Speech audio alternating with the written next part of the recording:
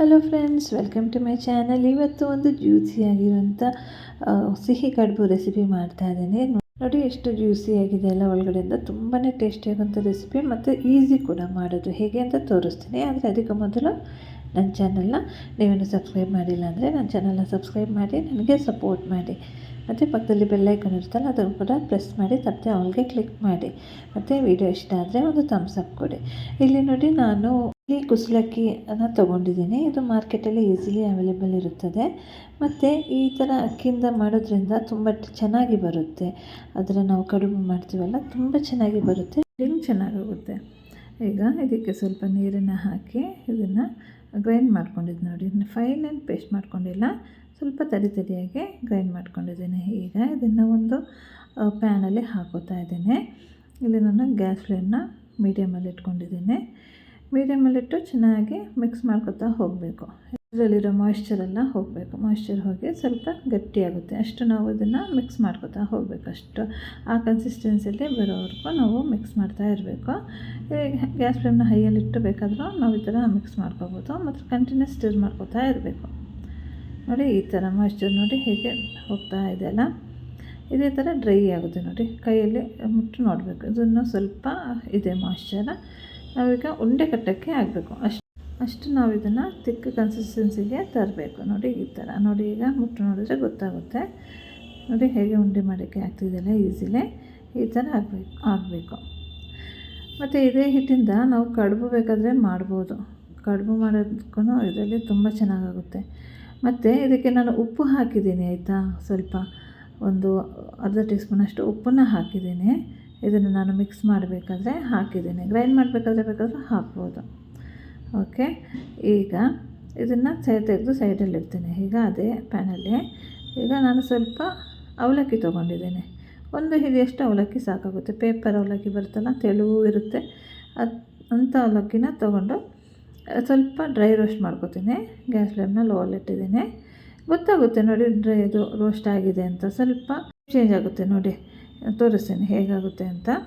ಇಮಿಡಿಯೇಟಾಗಿ ಆಗುತ್ತೆ, ಅದಕ್ಕೆ ಗ್ಯಾಸ್ ಫ್ಲೇಮ್ನ ಹೈಯಲ್ಲಿ ಇಡಬಾರ್ದು, ಸ್ಲೋವಲ್ಲಿಟ್ಟು ಇದನ್ನು ಚೆನ್ನಾಗಿ ನಾವು ಅದನ್ನು ಡ್ರೈ ರೋಸ್ಟ್ ಮಾಡ್ಕೋಬೇಕು.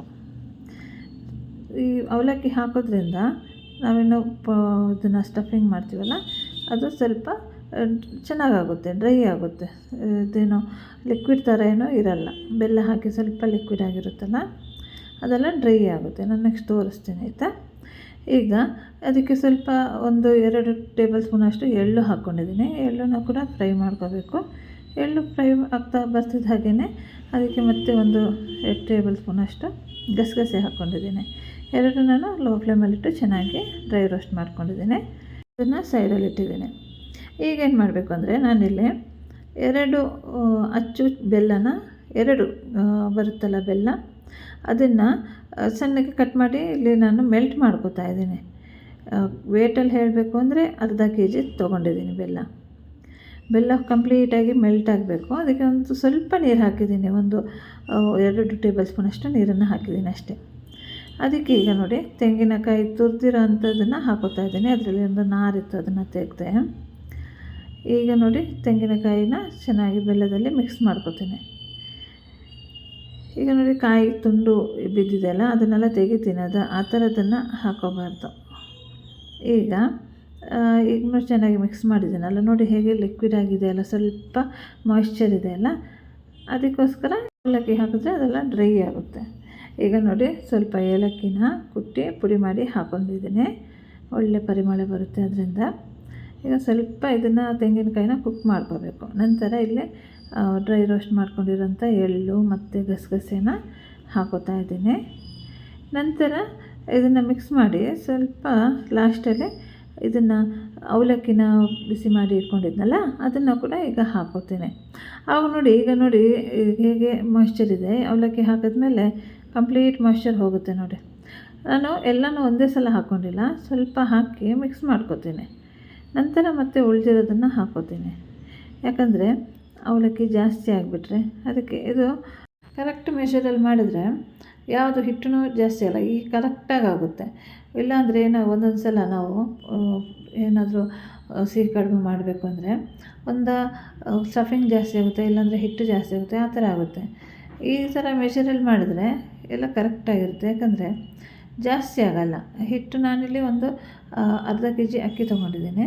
ಇಲ್ಲಿ ಅರ್ಧ ಕೆ ಜಿ ಬೆಲ್ಲ, ಒಂದು ತೆಂಗಿನಕಾಯಿ ಮತ್ತು ಸ್ವಲ್ಪ ಕೊಬ್ಬರಿ ತೊಗೊಂಡಿದ್ದೀನಿ. ನಂತರ ಉಳಿದಿದ್ದು ಎಳ್ಳು, ಗಸಗಸೆ ಎಲ್ಲ ಒಂದು 2 ಟೇಬಲ್ ಸ್ಪೂನಷ್ಟು ಹಾಕಿದ್ದೇನೆ. ನೋಡಿ ಎಷ್ಟು ಡ್ರೈ ಆಯ್ತಲ್ಲ. ಈಗ ಇದನ್ನು ಸ್ವಲ್ಪ ಹಾಗೆ ಮಿಕ್ಸ್ ಮಾಡಿ ಗ್ಯಾಸ್ ಫ್ಲೇಮ್ನ ಆಫ್ ಮಾಡಿ ಇಟ್ಟಿದ್ದೀನಿ ಸೈಡಲ್ಲಿ.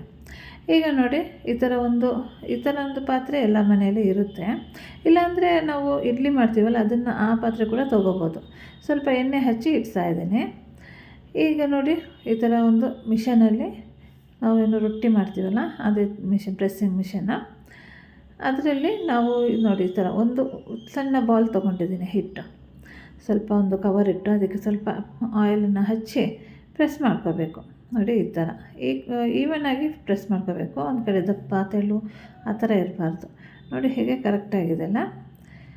ನೋಡಿ ಈ ಥರ ತುಂಬ ತೆಳುವೂ ಅಲ್ಲ, ತುಂಬ ದಪ್ಪನೂ ಅಲ್ಲ, ಆ ಥರ ಪ್ರೆಸ್ ಮಾಡ್ಕೊಂಡಿದ್ದೀನಿ. ಇದನ್ನು ಕೈಯಲ್ಲಿ ಬೇಕಾದರೆ ತಟ್ಟಿ ಮಾಡ್ಬೋದು. ಆದರೆ ಈ ಥರ ಮಿಷಿನಲ್ಲಿ ಪ್ರೆಸ್ ಮಾಡಿದರೆ ಈಸಿ ಆಗುತ್ತೆ. ಕೈಯಲ್ಲಿ ತಟ್ಟಿ ಹೇಗೆ ಮಾಡೋದು ಅಂತ ನಾನು ಆಲ್ರೆಡಿ ಒಂದು ವಿಡಿಯೋ ಅಪ್ಲೋಡ್ ಮಾಡಿದ್ದೀನಿ, ಚೆಕ್ ಮಾಡಿ ಬೇಕಾದರೆ. ಈಗ ನೋಡಿ ಸ್ಟಫಿಂಗ್ ನಾನು ಸ್ವಲ್ಪ ಜಾಸ್ತಿನೇ ಹಾಕ್ಕೊಂಡಿದ್ದೀನಿ. ಜಾಸ್ತಿ ಹಾಕಿದ್ರೆ ತುಂಬ ಟೇಸ್ಟ್ ಆಗುತ್ತೆ. ಈಗ ಇದನ್ನು ಫೋಲ್ಡ್ ಮಾಡ್ಕೋಬೇಕು. ನೋಡಿ ಈ ಥರ ತುಂಬಾ ಈಸಿಯಾಗಿ ಮಾಡ್ಬೋದು. ಯಾರು ಮಾಡೋಕ್ಕೆ ಬರಲ್ಲ ಅಂತ ಹೇಳ್ತಾರಲ್ಲ, ಸಿಹಿ ಕಡುಬು ಮಾಡೋಕ್ಕೆ ಬರಲ್ಲ ಅನ್ನೋರು ಈ ಥರ ಈಸಿಯಾಗಿ ಮಾಡ್ಕೋಬೋದು. ಮತ್ತು ಫಸ್ಟ್ ಟೈಮ್ ಮಾಡೋರು ಕೂಡ ಅಷ್ಟೇ, ಈ ಥರ ಈಸಿಯಾಗಿ ಮಾಡ್ಕೋಬೋದು. ಈಗ ನೋಡಿ ಮತ್ತೆ ಇನ್ನೊಂದು ಮಾಡಿ ತೋರಿಸ್ತೀನಿ. ಇದೇ ಥರ ಮಾಡಿ ನಾನು ಇಡ್ತಾಯಿದ್ದೀನಿ. ನಾನೇನು ಮಾಡ್ತೀನಿ ಅಂದರೆ ಈ ಥರ ಎಲ್ಲ ಒಂದು ಪ್ರೆಸ್ ಮಾಡಿ ಇಟ್ಕೊತೀನಿ. ನಂತರ ಆ ಪಾತ್ರೆಯನ್ನು ನಾನು ತೋರಿಸಿದ್ನಲ್ಲ ಅದರಲ್ಲಿ ಚೆನ್ನಾಗಿ ಆಯಿಲ್ ಅಪ್ಲೈ ಮಾಡಿ ಅದರಲ್ಲಿ ಸ್ವಲ್ಪ ಗ್ಯಾಪ್ ಕೊಟ್ಟು ಇಟ್ಕೋಬೇಕು. ಯಾಕಂದರೆ ಒಂದಕ್ಕೊಂದು ಅಂಟ್ಕೋಬಾರ್ದಲ್ಲ, ಅದಕ್ಕೋಸ್ಕರ. ಈಗ ನೋಡಿ ಮತ್ತೆ ಇನ್ನೊಂದನ್ನು ಅದೇ ಥರ ಪ್ರೆಸ್ ಮಾಡಿ ತೋರಿಸ್ತಾ ಇದ್ದೀನಿ. ಸ್ಟಫಿಂಗ್ ಸ್ವಲ್ಪ ಜಾಸ್ತಿನೇ ಇಟ್ಕೊಂಡಿದ್ದೀನಿ. ಈಗ ಈ ಥರ ಪ್ರೆಸ್ ಮಾಡಿ ಈ ಥರ ಫೋಲ್ಡ್ ಮಾಡ್ಕೋಬೇಕು. ಎಡ್ಜಸ್ ಸ್ವಲ್ಪ ಕೈಯಲ್ಲಿ ಪ್ರೆಸ್ ಮಾಡ್ಕೋಬೇಕು, ಯಾಕಂದರೆ ಓಪನ್ ಆಗಬಾರ್ದಲ್ಲ. ನೋಡಿ ಈ ಥರ ಇಟ್ಟಿದ್ದೀನಿ. ಈಗ ಅಡಿಯಲ್ಲಿ ಒಂದು ಪಾತ್ರೆಯಲ್ಲಿ ನೀರಿಟ್ಟಿದ್ದೀನಿ. ಆ ಪಾತ್ರೆ ಮೇಲೆ ಇದನ್ನು ಇಟ್ಟು ಲಿಡ್ ಕ್ಲೋಸ್ ಮಾಡಿ ಹೈ ಫ್ಲೇಮಲ್ಲಿ ಇಟ್ಟು ಒಂದು ಬೆಂದಿರುತ್ತೆ. ಜಸ್ಟ್ ಟೈಮ್ ನೋಡಿನೇ 10 ಮಿನಿಟ್ಸ್ ಕುಕ್ ಮಾಡಿದ್ರೆ ಸಾಕಾಗುತ್ತೆ. ನೋಡಿ ನಾನು ತೋರಿಸ್ತೀನಿ. 10 ಮಿನಿಟ್ ಆದಮೇಲೆ ಚೆನ್ನಾಗಿ ಕುಕ್ ಆಗಿದೆ. ನೋಡಿ ಓಪನ್ ಮಾಡ್ತೀನಿ. ನೋಡಿ ಎಷ್ಟು ಚೆನ್ನಾಗಿ ಬೆಂದಿದೆ ಅಂತ. ಈಗ ಇದನ್ನು ತೆಗೆದು ಸರ್ವ್ ಮಾಡ್ಬೋದು. ನೋಡಿದ್ರಲ್ಲ ಎಷ್ಟು ಈಸಿಯಾಗಿ ಒಂದು ಸಿಹಿ ಕಡುಬು ಮಾಡ್ಬೋದು ಅಂತ. ನೀವು ಮಾಡಿ ನನಗೆ ಕಾಮೆಂಟ್ ಮಾಡಿ ತಿಳಿಸಿ. ಮತ್ತು ಸಬ್ಸ್ಕ್ರೈಬ್ ಮಾಡೋದನ್ನು ಮರಿಬೇಡಿ. ತಪ್ಪದೆ ಸಬ್ಸ್ಕ್ರೈಬ್ ಮಾಡಿ. ಮತ್ತು ಈ ವಿಡಿಯೋ ಇಷ್ಟ ಆಗಿದ್ರೆ ಒಂದು ಥಮ್ಸ್ ಅಪ್ ಕೊಡಿ. ಕಟ್ ಮಾಡಿ ತೋರಿಸ್ತೀನಿ ಎಷ್ಟು ಜ್ಯೂಸಿಯಾಗಿದೆ ಒಳಗಡೆ ಅಂತ. ತುಂಬಾ ಟೇಸ್ಟಿಯಾಗಿರುತ್ತೆ. ಈ ಥರ ಸ್ಟಫಿಂಗ್ ಮಾಡಿದ್ರೆ ಬಿಸಿ ಬಿಸಿ ತಿನ್ನಬೇಕು, ಚೆನ್ನಾಗಿ ಅನಿಸುತ್ತೆ.